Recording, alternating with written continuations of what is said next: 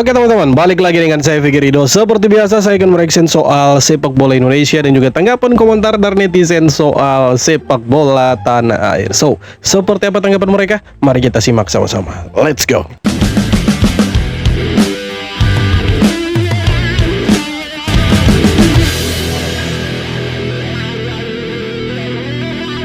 Adakah FAM akan dibubarkan? Tak lama je lagi. Guys, hari ni kita dapat satu update penting yang mana FIFA dan juga AFC berkemungkinan besar ingin mengambil alih FAM. Apakah akan dibubarkan, bro? Jom kita lanjut, jom. Disebabkan oleh skandal 7 pemain yang berlakon menjadi pemain warisan ni, FIFA kata tak boleh ni. FAM ni dah lebih dah ni. Tak insaf. Okay, so jom kita cerita sikit pasal ni. Sebelum tu, korang yang minat konten-konten bola sepak, boleh tekan butang follow dekat sini. Dah tekan, mantap. Alright, so berdasarkan news yang aku baca ni, FIFA and the AFC ni Asian punya confederation lah, okay, have the authority to intervene and temporarily take over FAM's government. Take over, bro? Temporarily lah. Bukan selama-lamanya, sementara. Okay, regardless of the CAS ruling. Kita pun tahu sekarang FAM dah hantar permohonan untuk kepada CAS dan CAS sudah pun menerima permohonan tersebut. Kalau misalkan nanti diterima, walaupun itu diterima, kalau misalkan mereka kalah di sidang CAS, ya selesai, mereka lebih hancur lagi ini. Result masih belum keluar, tapi tak kisahlah resultnya positif ataupun negatif, FIFA akan cuba untuk mengambil alih tugas FAM. So ada dua senario yang berkemungkinan besar boleh berlaku, iaitu external recovery, yang mana FIFA ataupun AFC may form an interim or normalization committee. Okay, so ada macam komiti barulah yang diorang tubuhkan untuk handle isu ni. Yang kedua pula, internal recovery, yang ini lagi dahsyat lah, yang mana pegawai FAM, esko FAM, semuanya akan diberhentikan kerja. Wow, ini ngeri nih. FAM masalahnya besar sekali nih. Ini gara-gara yang naturalisasi ilegal 7 pemain itu, teman-teman. Nah sekarang itu FAM diambil alih sama AFC sama FIFA, karena ya tidak beres-beres ketika dikasih ke mereka. Exco-nya lepas tangan, ya kan, ketua federasinya juga ongkang-ongkang. Jadi ini masalahnya besar sekali, ini berat ini. Ya semoga lah Indonesia tidak seperti itu. Nah sejauh ini Indonesia aman-aman sih, masih aman ya. Kita tidak tahu ke depannya, tapi ya semoga lah tidak terjadi seperti Malaysia ini. Karena kalau sampai terjadi seperti Malaysia, aduh sangat malu sekali kita nih, memalukan. Ya semoga lah di Indonesia tidak terjadi seperti yang terjadi di Malaysia. Itu biarkan hanya Malaysia saja, Indonesia Jangan pernah buat hal-hal bodoh seperti yang dibuat sama Malaysia ini. Semoga ya. Bocoran Project 2027, John Herman minta PSSI naturalisasi 4 pemain grade A ini. 4 pemain, bro. Demi si gila menembus perempat final Piala Asia 2027, John Herman dikabarkan siap menyodorkan 4 nama pemain keturunan premium ke meja PSSI.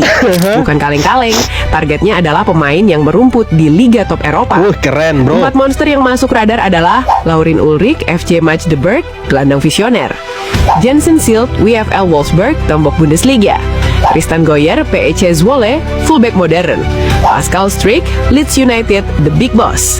Kabar baiknya, 3 dari 4 nama ini pernah memberi sinyal positif. Khusus untuk Laurin Ulrich, meski ia masih ingin fokus ke timnas Jerman U20, pintu untuk membela Garuda di masa depan belum sepenuhnya tertutup. Yes, betul. Patut dinantikan. Jadi 4 dari 3 sorry 3 dari 4 pemain ini mereka itu bersedia sih main untuk timnas Indonesia, terkecuali Pascal Struijk yang masih abu-abu dan belum ada kejelasan. Tapi 3 dari 4 pemain ini termasuk Tristan Goyer, pemainnya PEC Zwolle, itu pemainnya Ajax sebenarnya kalau saya tidak salah, itu dipinjamkan ke PEC Zwolle. Itu mereka bersedia loh main untuk timnas Indonesia. Maksudnya ya ada tanda-tanda dalam kutip mereka bersedialah untuk bergabung dengan timnas itu. Kalau sampai terjadi itu, wah keren. Kita punya pemain-pemain tim nasional itu ya rata-rata bermain di liga luar lah. Keren kan? Kolaborasi dengan pemain lokal seperti Rizky Ridho, Egy. Mantap sekali saudara-saudara. Pelatih asal Malaysia yakni Raja Isa bereaksi setelah melihat penunjukan John Herdman sebagai pelatih baru timnas Indonesia. Proses pemilihan pelatih kali ini disebutnya dilakukan lebih serius dan penuh kehati-hatian. Namun Raja Isa justru memberi pesan ke PSSI agar nggak terburu-buru berharap hasil instan. Menurutnya, sepak bola Indonesia saat ini sedang memulai ulang dari titik awal alias balik ke setelan pabrik. Raja Isa ngomong kalau semua pihak termasuk fans dan federasi harus sabar. Ia menegaskan andaikan timnas kalah di awal kepemimpinan si John, itu adalah hal yang lumrah. Dan yang agak keras, Raja Isa menekankan agar PSSI nggak melakukan intervensi masalah teknis. Dengan kepercayaan penuh dan roadmap yang jelas, Doi yakin kalau kerja si John bakal optimal. Setuju dengan pendapat Raja Isa? Nah, teman-teman, sebelum kita lanjut ke videonya, saya punya tips dan trik untuk kalian semua bagaimana caranya kita mendapatkan followers yang cukup banyak di Instagram. Caranya adalah kalian masuk melalui link yang sudah saya taruh di kolom deskripsi. Nama situsnya itu adalah birtakipci.com. Ya, sebelum kita lanjut ke situsnya, di sini saya tunjukkan dulu follower saya di Instagram. Di sini hanya 6 pengikut. Kalian bisa lihat di sini. Dan selanjutnya saya akan kasih tunjuk kalian bagaimana caranya kita menggunakan situs yang akan menambahkan followers Instagram kita. Oke, langsung saja kita masuk ke situsnya, teman-teman. Nama situsnya itu birtakipci.net. Nah, setelah kalian klik situsnya itu, maka tampilan awalnya seperti ini. Kalian pilih masuk dengan Instagram. Setelah itu kalian tunggu beberapa saat. Nah, di sini kalian bisa pilih bahasa. Di sini bisa kalian pilih bahasa Indonesia. Selanjutnya kalian isi nama belakang atau nama pengguna kalian. Setelah itu teman-teman isi passwordnya. Setelah itu teman-teman pilih login. Dan teman-teman bisa tunggu beberapa saat sampai masuk ke dalam situsnya. Nah, setelah teman-teman masuk ke situsnya, maka tampilan di dalam situsnya seperti ini. Teman-teman bisa scroll saja ke bawah untuk mencari kebutuhan teman-teman. Nah, di sini ada beberapa opsi yang teman-teman bisa pilih. Yang pertama, kirim suka, kirim pengikut, kirim komentar, jumlah tayangan cerita, siaran langsung, dan simpan kirim. Dan ada beberapa item untuk keperluan akun TikTok dan Twitter dan Instagram, teman-teman. Nah, di sini karena saya mau mengirim pengikut, maka di sini saya pilih kirim pengikut. Setelah itu scroll lagi ke bawah. Nah, di bagian nama belakang bisa isi nama belakang atau nama pengguna kita. Setelah itu teman-teman pilih temukan pengguna. Kemudian teman-teman scroll lagi ke bawah, maka akan muncul profile dari teman-teman. Di sini teman-teman akan mendapatkan pengikutnya itu 50 pengikut dalam waktu 2 menit atau 120 detik. Setelah itu teman-teman bisa pilih awal, langsung saja klik awal. Nah, di sini teman-teman bisa lihat dia sudah mulai mengirim pengikut ke Instagram kita dalam waktu 120 detik atau 2 menit. Oke, dalam waktu 120 detik pengikutnya sudah masuk ke Instagram kita. Langsung saja kita cek di Instagram ya. Dan teman-teman bisa lihat di sini tadi itu cuma 6 pengikut, sekarang sudah ada 18 pengikut dan yang lainnya itu masih di dalam antrian untuk masuk ke Instagram. Langsung saja kita cek di bagian notifikasinya. 3 menit yang lalu sudah ada beberapa akun yang mulai mengikuti akun Instagram saya ini. Oke teman-teman, jadi itu dia caranya untuk mendapatkan followers di Instagram. Terima kasih. Nah, kalau pendapat yang terakhir itu saya setuju.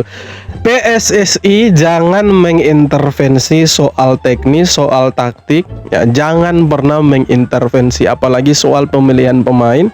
PSSI jangan sekali-kali mengintervensi pelatih karena itu hak penuh dari pelatih. Mungkin selama ini ya terjadi seperti itu maksudnya ya itu hak pelatih tapi ada intervensi dari orang-orang sana lah, kalian tahu lah. Ya itu cerita lama yang tidak perlu diulang lagi. Intinya sekarang betul kita jangan terlalu berharap hal yang instan, biarkan saja dia berproses. Walaupun sebenarnya kita itu tidak mau lagi soal proses-proses karena menurut kita udah selesai nih prosesnya itu waktu Sintayong. Untuk sekarang ya waktunya kita petik hasil sebenarnya. Tapi mau dikata ya sekarang pelatih baru, tentunya harapan baru juga. Intinya satu, ya jangan kita menghujat, itu saja. Biarkan kita mengkritik, biarkan dia bekerja, kritik seperlunya, mendukung seperlunya. Kira-kira begitu bro. Jadi maksudnya ya dukunglah sewajarnya dan kritiklah sewajarnya. Biarkan dia dengan pemain-pemain timnas kita berproses. Kita nantikanlah nanti programnya seperti apa, permainannya seperti apa, karena itu paling penting. Intinya satu, jangan berharap instan. Biarkan saja dululah dia berproses. Kira-kira begitulah kata-kata yang tepat. Mulai lagi guys. Apa nih? Elback mulai kembali. Dua-dua manusia ini yang sangat mengerti bola ini. Si paling pengamat bola mulai muncul. Oke, ada Coach Justin, ada Bung Tommy Welly. Mari kita saksikan apa kata abang ini. Let's go. Dua-dua manusia ini yang sangat berpengalaman dengan persepak bolaan ini kembali mengkritisi pandangan mereka tentang John Herdman yang akan menjadi pelatih timnas Indonesia. Kalau dari gua ambil positifnya. Kita flashback ke belakang. Kalau kemarin-kemarin waktu Tayong jadi pelatih, dua orang ini mengkritisi.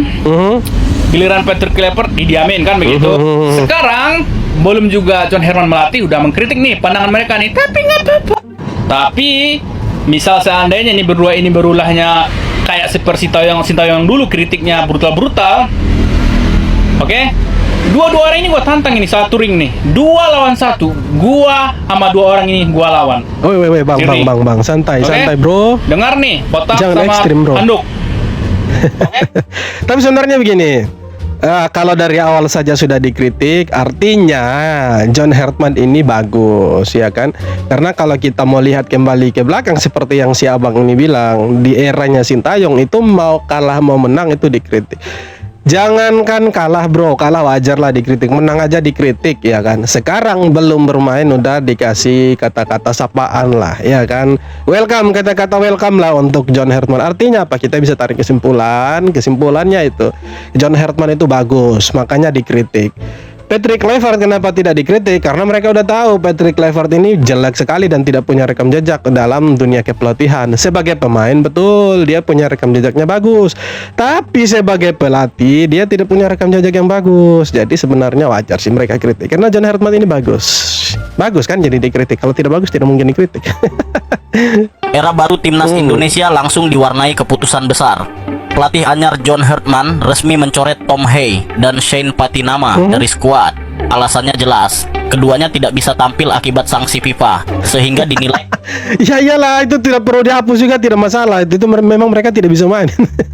tidak siap secara kompetitif untuk masuk dalam rencana tim. John Hartman menegaskan timnas Indonesia hanya akan diisi pemain yang tersedia penuh, fokus dan siap dimainkan. Tidak ada kompromi meski status mereka pemain naturalisasi. Akibat putusan ini, Tom Hay dan Shane Patinama dipastikan absen dari agenda timnas dalam waktu dekat. Keduanya baru berpeluang kembali setelah sanksi berakhir pada Juli 2026. Era John Hartman dimulai dengan satu pesan tegas: siapapun yang tidak siap akan tersingkir. Ya bukan tidak siap sih 2 orang ini, karena mereka akumulasi kartu merah. Waktu terakhir kita lawan Irak itu mereka protesnya terlalu keras ke wasit, makanya dapat kartu merah itu dua-duanya. Jadi mereka tidak main di FIFA Series nanti. Tapi kayaknya satu pertandingan deh. Tidak mungkin semua pertandingan FIFA Series mereka tidak ikut. Pasti pertandingan kedua, ketiga dan seterusnya itu bisa ikut lah. Mungkin pertandingan pertama tidak bisa ikut ya karena sanksinya satu pertandingan itu. Kabar terbaru dari negeri jiran kita, guys. Sekjen FAM dipecat usai memalsukan dokumen naturalisasi. Secara tidak langsung mereka ini mengakui kesalahannya, guys. Gara-gara dokumen palsu itu sekjennya akhirnya dipecat. Nah, kalau gini kan enak. Pada akhirnya FAM Malaysia mengakui kesalahannya, guys. Ya semoga ya setelah pengakuan sekjen mereka ini FAM Malaysia tidak berat-berat amat di sanksi FIFA, guys. Federasi Sepak Bola Malaysia menjatuhkan sanksi kepada sekjen mereka, Nur Azman Rahman, menyusul investigasi FIFA terhadap kasus dokumen palsu 7 pemain timnas Malaysia. Nur Azman dianggap paling bertanggung jawab atas pemalsuan dokumen 7 pemain Harimau Malaya. Nur Azman akan kehilangan jabatannya yang dipegangnya sejak 2022, guys. Sudah mengaku salah, ini FAM kira-kira Malaysia bakal kena sanksi pembekuan atau cuma sanksi denda. Jadi gimana? Terserahlah mereka mau sanksi apa, urusannya mereka. Mampus lah, siapa suruh mau naturalisasi pemain ilegal. Sudah tahu dijajah Inggris, harusnya mereka punya pemain keturunan itu dari Inggris, bukan dari Latin. Iya, nanti tidak lama Ronaldo, Messi, Neymar, Suarez itu semua nanti dinaturalisasi. Untung saja mereka tidak lari ke sana. Tahukah kalian bahwa FAM Malaysia harus menutup wajah karena perbuatan yang memalukan? Setelah sempat mengelak dengan masalah pemalsuan dokumen, kini FAM sudah tidak bisa berkilah pada kasus tersebut. Investigasi mendalam yang dilakukan FIFA menguak bahwa 7 pemain naturalisasi mereka tidak memiliki garis keturunan dari Malaysia. Bahkan dalam sebuah wawancara, pemain naturalisasi mereka, Gabriel Palmero, sempat keceplosan dengan menyebut tempat kelahiran asli kakek dan neneknya. Namun Gabriel dengan segera meralat ucapan tersebut. Tak hanya itu, ke-7 pemain yang terkait juga dikabarkan menuntut kompensasi dari Federasi Malaysia atas kasus yang merusak karir mereka. Bagaimana tidak, karena ulah tak sportif itu, beberapa pemain diputus kontrak oleh klub mereka. Kini FIFA sedang menginvestigasi siapa dalang dibalik semua kekacauan ini. Sebenarnya sama-sama salah sih, FAM-nya salah, pemainnya salah. Pemainnya juga sudah tahu mereka ini tidak punya garis keturunan Malaysia, tapi kenapa mau gitu terima tawaran dari Malaysia? Padahal mereka tahu loh, mereka ini tidak punya garis keturunan Malaysianya. Itu sama sekali itu fakta, itu mereka tidak punya garis keturunan Malaysia, tapi mereka mau terima. Ya kan, karena iming-imingnya uang, itu iming-imingnya uang, jadi mereka mau. Sekarang giliran didenda, disanksi, di ban head ya, mereka marah-marah tuh. Tuntutnya kayak Fam, ya sama-sama salah, mau bagaimana? Salah sendiri, saya suruh mau jadi orang Malaysia, mending jadi orang Indonesia. Itu resmi bro, resmi. Kita itu punya garis keturunan pemainnya itu jelas, bukan hanya soal dokumennya saja sih yang bisa dipertanggungjawabkan. Itu sampai darah-darahnya kalau bisa disuntik, diperlihatkan bisa itu. Kasih tunjuk itu bisa, gampang itu kalau di Indonesia. Malaysia tidak bisa. Sederhana, tapi Malaysia tidak bisa tiru Indonesia. Mereka mau coba-coba tiru, akhirnya ya terjun, masuk jurang, masuk jurang. Indonesia sudah 6 kali masuk final Piala AFF tahun 2000, 2002, 2004, 2010, tapi selalu kalah 2016, di final, dan 2020, tapi tidak pernah sekalipun juara. Nah, betul. Sekarang John Hertman datang. Kalau ia ingin menjuarai AFF, ada syarat-syarat berat yang harus dipenuhi. Masalah Indonesia di AFF bukan soal kemampuan masuk final. Masalahnya, gagal mengunci gelar di momen paling krusial. Final 2010, 2016, 2020, Indonesia selalu dekat, tapi mental juara selalu runtuh di detik terakhir. Syarat pertama Hertman, AFF harus diperlakukan sebagai target utama, bukan turnamen sampingan.